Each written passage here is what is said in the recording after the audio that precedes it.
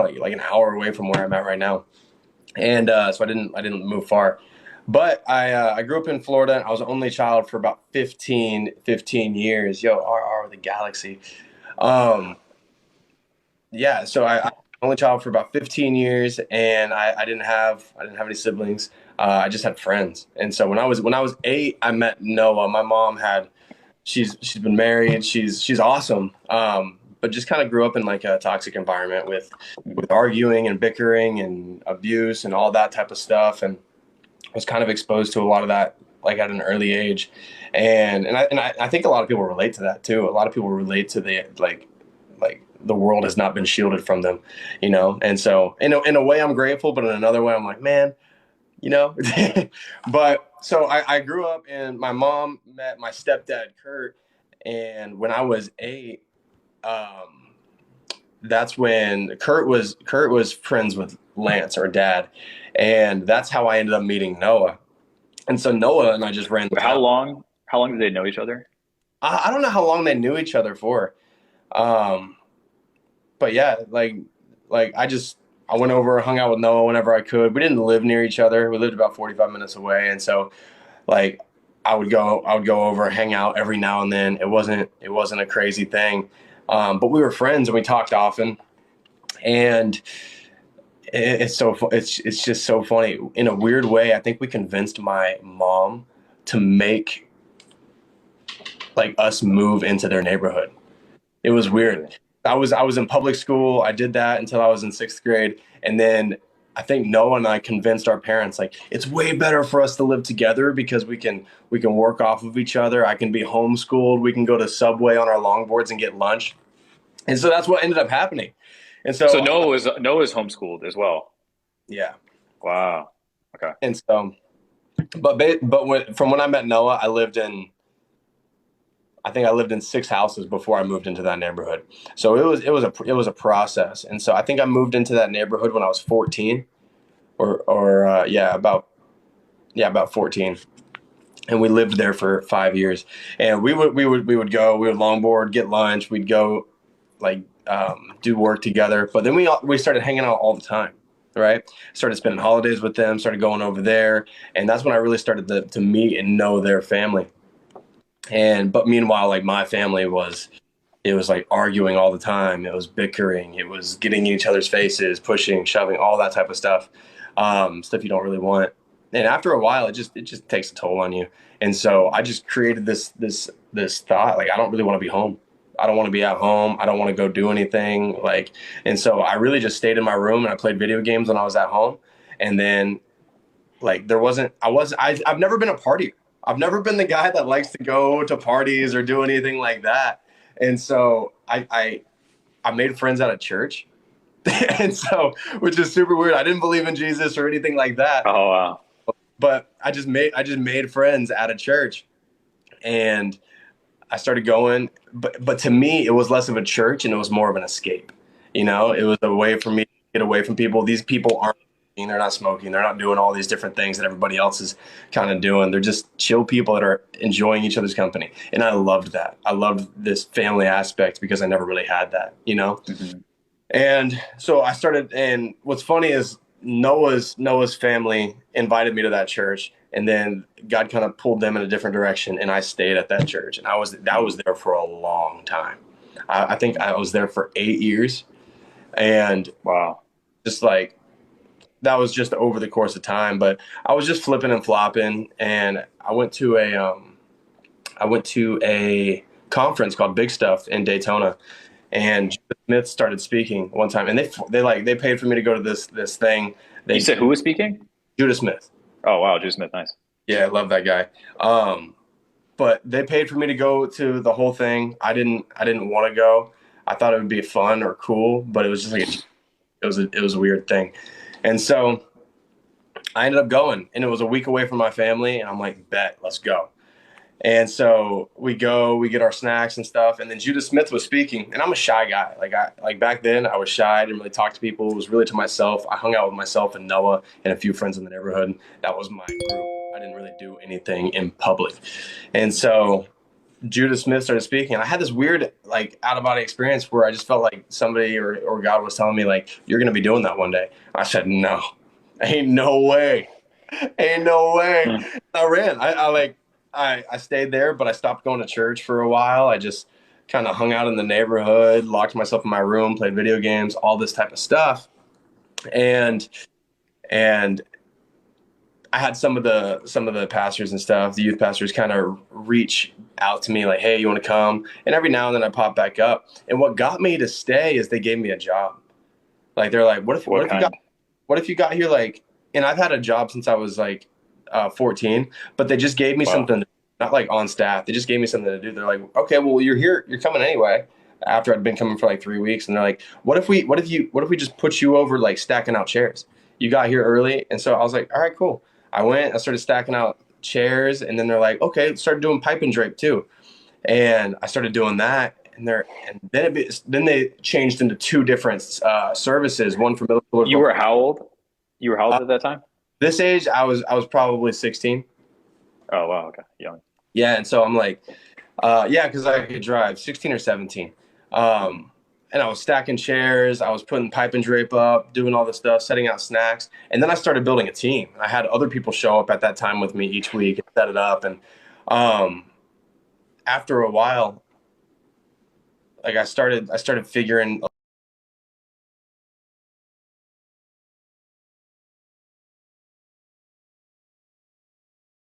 after a while, one of them was like, "Do you want to lead a small group?" And I said no. I don't. It was like it was a little thing, and they're like, okay, and they stopped asking me for a while. And I was like, if there was one thing you could do, what would it be? And I said, something that I noticed is that there's this weird space between like fifth graders and sixth graders, right? Sixth graders that feel too young to go to the middle school thing, but fifth graders that feel too old to be in the younger kid thing on Sunday Oh, morning. yeah. And so I was like, what if we created a service just for those people that were in this weird in between stage before they went into the middle school thing? And so I named it Mix 56, right? Wow. And they're like, all right, cool. And I got a speaker, I got myself and people just to like set up and stuff.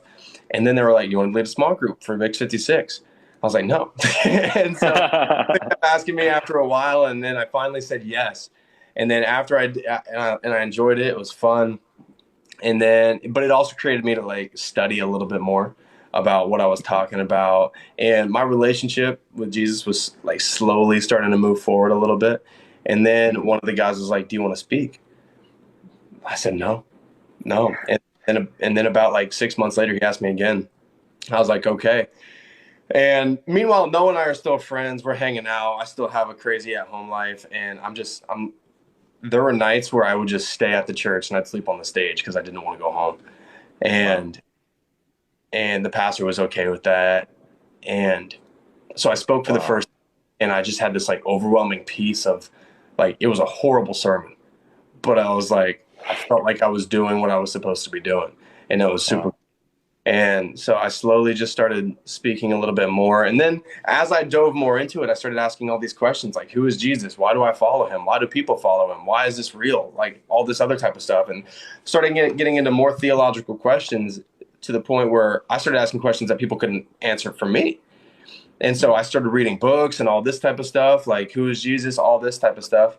And then I ended up going to college for it, for theology, uh, Oh, wow. for a bit and studying that. And I've learned most of what I know about God just through um, like studying it myself. Hmm. What I was reading this verse the other day, and I've been on it. Is that like who knows the intentions of a man better than his own spirit, right? And then it says, but that same spirit, like God has his own spirit, and that same spirit searches the heart of who he is to reveal it to you. And so I don't feel like we need all these things or make it so complicated. Like I got to do this, I got to do that. Like God's willing to show you the stuff about himself if you're willing to study it. And so that's what I started like learning. And so I just threw myself into studying and growing in that. And I started speaking more and more and more.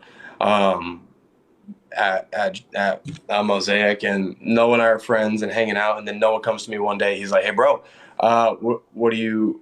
we're Dad and I are thinking about starting like a service, and I was like, okay, cool. They're like, we want you to come. I'm like, no, I'm good. I'm home. I got my spot. And they're like, no, no, you got to come. I was like, dude. And they were talking to our uncle Mario, and I knew I was gonna say it's a totally separate thing. what? Yeah, this is a totally separate thing. This is at their Mm. church because they didn't go to Okay, Mosaic or they were at a different church. gotcha. And Okay. they're like, come. And then I was like, no, I'm good. And they kept asking me and kept asking me. And then they started talking to Mario, my uncle, about it. And I was like, you know what? Is that your mom's brother or your dad's brother? Dad's brother-in-law. Oh, okay. I don't know if you met him. He's the tall guy. I don't think I met him yet. No, not yet. He's a super cool guy. But I was like, if you can get Mario to do it, I'll do it. Right? So next day, literally the next day, I thought there was no way Mario was going to do it. Absolutely no way. So that was like my ace in the hole. If you can get Mario to do it, I will do it. Yeah. I thought I was chill. And then the next day, Mario calls me. He's like, hey, bro, I'm in. Are you? I'm like, frick, man. This is the worst. It was horrible. And I was like, okay. And then I had some hard conversations with Mosaic, and then we go. And that's kind of how Jaywalkers was started. Oh, wow. Yeah, and so we go and we started meeting up in a room a little bit bigger than this, and actually like 3 of these rooms put together. Yeah. And we started just with just our family, which is a substantial amount of people, and then like 5 others, right? And it's been crazy to see how like faithfulness and like doing what God's calling you to do, like 5 people turned into 200 in a room. And then we switched rooms and we saw that number grow. And then we switched into the main sanctuary of that. And then COVID kind of hits and then shuts everything down. Now we're on live streams and we're reaching people of just that we would never have any chance of reaching, people in Norway, people in Germany, people in Wow. like all these different places. And it's super cool to see people coming together. And then, but like in the middle of while Jaywalkers was kind of just starting, like my family life was just rough. It was a weird thing. And And what age is this around? Like this is 19-ish? like when I was 19. Okay. So 19 rolls around, and then my mom's like, "Hey, I'm moving out. What are you gonna do?" I was like, and I was already mad at her, and I was like mad at my family. At the time. I was like, "I'm moving out too." And so days, I had my room packed up in my car, and I left. Right? Dang. And Would you know? Do you know where you were going? no, I had no idea. Just drive. It was all emotion. It was all Dang. emotional. And so I left, and then I just went to Noah's house, and I was like, "Hey, bro, can I chill here until I figure something out?" For like, I thought I was just gonna be there for 2 days, and so 2 days turns into a week turns into 2 weeks. Then Dad comes to me, he's like, "Bro, what's going on? What are you doing?" Mm. And after a lot of And just by dad, you mean Lance land, Schnacky. yeah, and then after Yeah. like weird conversations, hard conversations, he's like, "Hey, you can live here. You can stay with us." So I slept on Oh a my God. couch in the living room for a year, right? That's crazy. And so, but like that, even that was rough because it's developing relationships with Allie, Ella, Noel, mom, dad, Noah, all in a different way. And like learning how a different family operates, learning how to be accountable, learning how to do all this type of stuff. So I went through a huge culture shift in my own mind and my own Wow. worldview that was going on for years and years and years and years and years. So when you live in chaos, you don't really know anything other than chaos. And Yeah. so when you get a taste of peace, it's kind of like, what the heck is going on? And your body almost rejects it. It's really Oh strange. wow. But like standing like here today, it's like I love my family. I love the people that like family's not determined by blood. Family's Yeah. determined by people that have your back and will do anything for you and aren't gonna leave when things get rough. And so I've had so many shifts in my mind. And then COVID hit and I lost my job. I lost everything. I didn't know what I was going to do. And so I came here and I started sitting down on a live stream, hanging out with you guys. And then I started making video content. And then Noah started making video content and Allie and Carol started making content. And then we were locked in there. And then a year later, Austin and K-Cup step in. And then now Malik's here. And then it's absolutely insane, like what God's done and just the unique pieces that he's bringing together and like you stepping in and dad and like everybody's so different but so intricately wired for this mission and this purpose and this plan that I Wow. don't think put together or orchestrated any better than how God's doing it right now. You know what I mean? Yeah. Yeah. So it's been absolutely a crazy journey. And like I still feel like we're at the forefront in the beginning of it, and things Yeah. aren't. People need to get their tickets right now because it's going to be the most incredible thing that they've ever seen. Dude, You I'm not know gonna what lie, the entire time I'm like trying to fight tears as you're talking because I'm like, no, no, man, no. praise the Lord, man. That's so insane, man. Every time you share that story, like, this is the third time I've heard it over the course of the past 6 months. And Yeah. bro, every time, bro, that's an insane story. And so many people are commenting saying, I'd never heard this, I'd never heard this, I'd never heard it. It's so cool to see people like in the comments just going insane right now because they see the Lord's work in your life, man. Praise Oh, God, bro. That's so awesome. like Gosh. I feel like I ate up all the time. What No, about? no, no, don't no, dude. We'll talk. We'll have more talks in future weeks, man. I'll share a little bit more about my story next time, man. You guys can tune back in. First off, it was so crazy to see that, like you mentioned, that you lost your job and you decided to just check out this live stream. Do we have any OGs on here? Is anyone here who's like known Colby for like two Oh, and a half years? So many bro, there's OGs on here. people in here that have been here since before I even social media. Oh my gosh, that's crazy. It's Yeah, people not said they're crying. Oh my gosh, OG, OG, OG. Look at that. That's so crazy, man. They've been here for breathtaking. the journey. No, it's Yeah, crazy. man. What's Yeah. been like amazing too is you can look at this as just like something where somebody's talking, but a lot of these names that I'm seeing go by is like I know their first name, I know where they Wow. live, going through, and they've been a part of my journey. And my like I always tell them like my goal is just to be a small part of like your story too, you know. Mm. So Yeah, it's it's yeah, just even knowing you for the past like 6 months, bro, it's just been so encouraging just being around y'all, bro. I just feel like life has been insane, and you always text me saying, "Hey, bro, can you respond to my text?" I just feel so bad because I'm like, bro, I love Colby with to the depths of my heart, bro. And I just wish I was there. I just whenever I see, you, I just want to embrace you, bro. I love you, man. I'm so dude, grateful for you, man.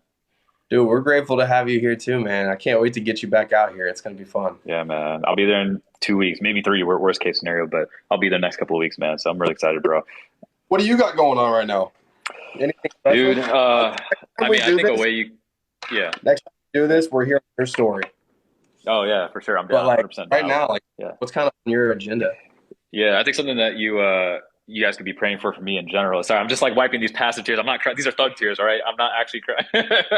Dog tears. I love I'm that. just kidding, man. I mean, I guess in general, things that y'all can be praying about. I mean, I think just in general, they're trying to navigate what these next few months look like. So, dude, I'm building this company. I'm just a couple years older than Colby. I'm a kid. I don't know what I'm doing, and like, this is the first company I've ever built, and it's been cool because even in my story, like, grew up in a very you guys will hear it next time me and Colby get on live together, but just at a very high level, just my parents are immigrants coming to this country. They didn't have two nickels to rub together, and like we just kind of grew up in very very difficult like rough areas. The person was shot to death on my front lawn. Like it's just crazy childhood growing up. But and now it's crazy because the Lord's blessed me to start Immersed, and we have 30 employees, and it's continuing to grow. We're partnered with Facebook and TikTok and all of them, and Microsoft and everyone. It's so cool. But like for me, like, dude, I'm doing this for the first time. I don't have experience doing this,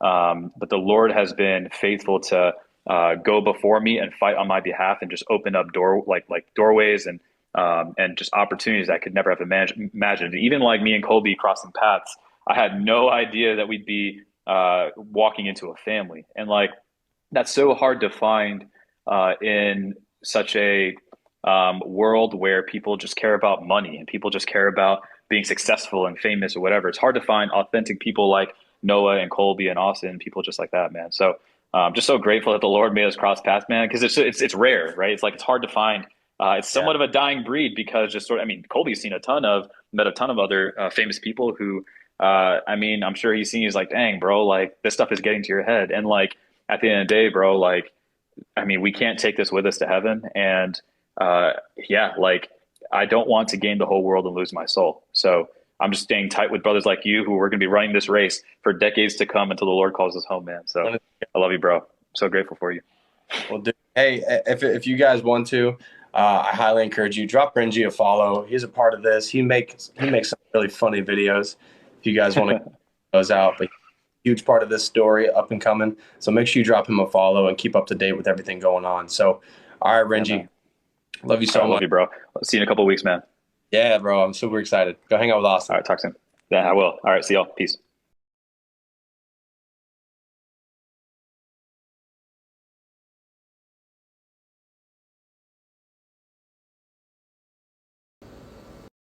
It's one of my favorite things ever.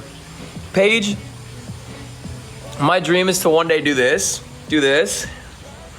and just nobody's typing anything else but that A-team emoji. I think that is one of